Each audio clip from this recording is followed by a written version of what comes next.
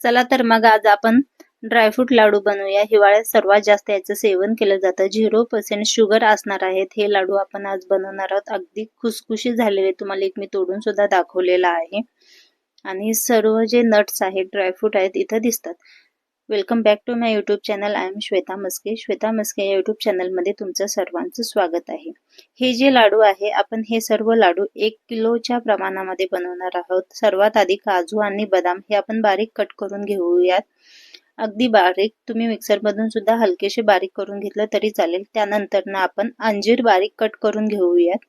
जे खजूर आहे, खजूर मधील बिया आपण काढून घेणार आहोत। त्यानंतर खोबरं तुम्ही बारीक किसून सुद्धा घेऊ शकता, मिक्सर मधून बारीक करून घेऊ शकता।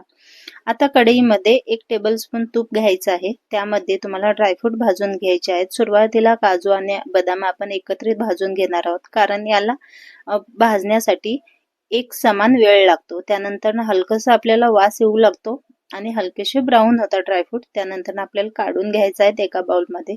त्यानंतर पंपकिन सीड्स आणि मगज बी सुद्धा भाजून घ्यायचे आहेत, ते सुद्धा आपल्याला काढून घ्यायचे आहेत।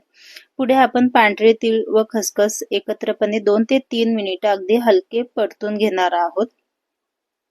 मखाने भाजून आपण मिक्सर मधून बारीक करून घेणार आहोत। हे गरम प्रोसेस मधून होऊन येतात, तरी सुद्धा आपण याच्यामध्ये जे मॉइश्चर आहे ते जाण्यासाठी हलकसं परतून घेणार आहोत।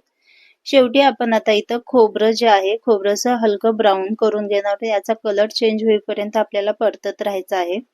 त्यानंतर सर्व आपल्याला एका बाउल मध्ये काढल्यानंतर शेवट जे आपण आता इथं करणार आहोत, 2 टेबलस्पून आपण इथं तूप घातलेलं आहोत।